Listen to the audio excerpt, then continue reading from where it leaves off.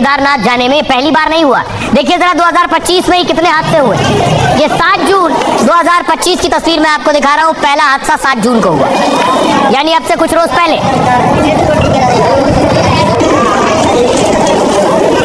Helicopter का आप तेल देख रहे हैं, टूट गई है, गाड़ी के ऊपर आकर गिरी।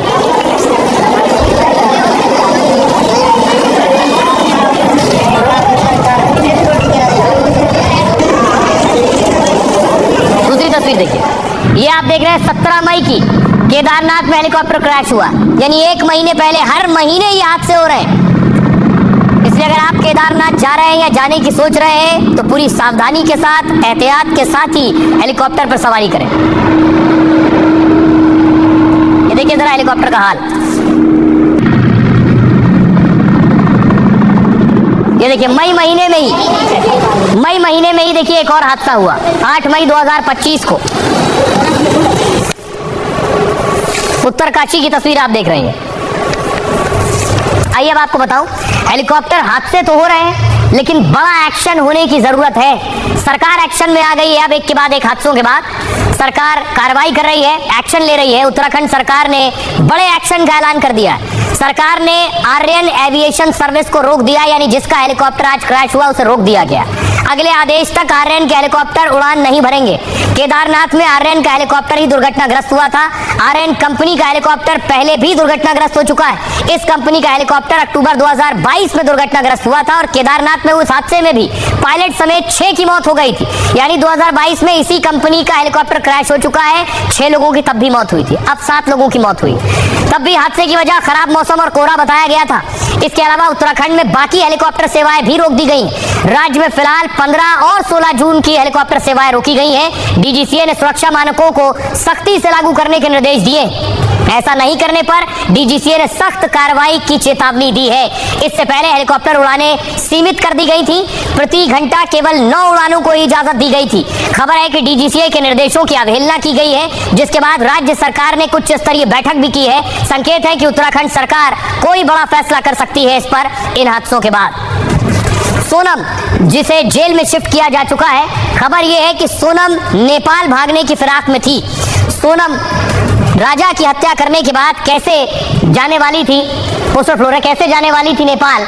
आइए आपको बताऊं कि दरअसल पूरा रूट तय कर लिया था, पहले से प्लानिंग कर ली गई थी और पहले मेघालय गई, वहां जाकर राजा की हत्या की और फिर नेपाल जाने वाली थी। ये तस्वीर आप देख रहे हैं। 23 मई को राजा का मर्डर हुआ, मेघालय में थी। मेघालय से 26 मई को सोनम पहुंची है इंदौर और 8 जून को सोनम ने गोरखपुर की बस पकड़ी और 9 जून को गाजीपुर के ढाबे से गिरफ्तार हुई है सोनम। लेकिन 9 जून को गाजीपुर के ढाबे से जिस वक्त गिरफ्तारी हुई, वहां से वो गोरखपुर जाना चाहती थी और गोरखपुर से सोनम नेपाल भागना चाहती थी। ये रूट सोनम ने बनाया था। उससे पहले ही सोनम पकड़ी जा चुकी है, लेकिन रोज सोनम से जुड़ी नई कहानी सामने आ रही है। आइए अब बात करते हैं आज के सूत्र की। क्या है सूत्र में खास? परंपराओं की लकीरें जब धुंधली पड़ जाएं तो नई लकीरें खींचने से परहेज नहीं करना चाहिए। मतलब नई शुरुआत या जोखिम लेने से पीछे नहीं हटना चाहिए। जिंदगी और कामयाबी का ये सूत्र दिया था ओमपुरी साहब ने। ओमपुरी साहब का जन्म 1950 को अंबाला के पंजाबी हिंदू परिवार में हुआ। दूर दूर तक एक्टिंग से उनके परिवार का कोई नाता नहीं था। सोचिए, एक दुबला पतला सा लड़का जो ना ही हीरो की तरह दिखता है, ना विलेन या कॉमेडी कलाकार जैसी कोई बात थी, फिर भी अपने काम से फिल्म जगत में खास पहचान बनाई। लेकिन लीक से हटकर काम करने के पीछे ओमपुरी साहब का लंबा संघर्ष रहा। जब वो सिर्फ 6 साल के थे तभी पिता पर सीमेंट चोरी का आरोप लगा। पिता को जेल में डाल दिया गया और उनका परिवार बेघर हो गया। हालात इतने खराब हो गए कि खाने तक के लाले पड़ गए। घर चलाने के लिए ओमपुरी साहब चाय की दुकान पर काम करने लगे। इससे भी गुजारा नहीं हो रहा था तो रेलवे ट्रैक पर कोयला उठाने का काम करने लगे। दिन भर मेहनत मजदूरी करके भी वो पढ़ने का वक्त निकाल लेते थे। कॉलेज में पढ़ने के लिए ओमपुरी साहब ने ट्यूशन पढ़ाया, क्लर्क तक की नौकरी की। पढ़ाई के साथ उनका मन थिएटर और एक्टिंग में लगने लगा। वो खूब किताबें पढ़ते और नाटक, कहानी के पात्रों जैसी एक्टिंग करते। नेशनल स्कूल ऑफ ड्रामा और फिल्म एंड टेलीविजन इंस्टीट्यूट से उन्होंने कोई कोर्स किया। और शुरू में जिस शख्स के चेहरे मोहरे पर लोग सवाल उठाते थे वो हीरो से विलन और कॉमेडी तक हर रोल में छाया रहा। गंभीर और कला फिल्मों से तो लाखों दिलों पर राज किया।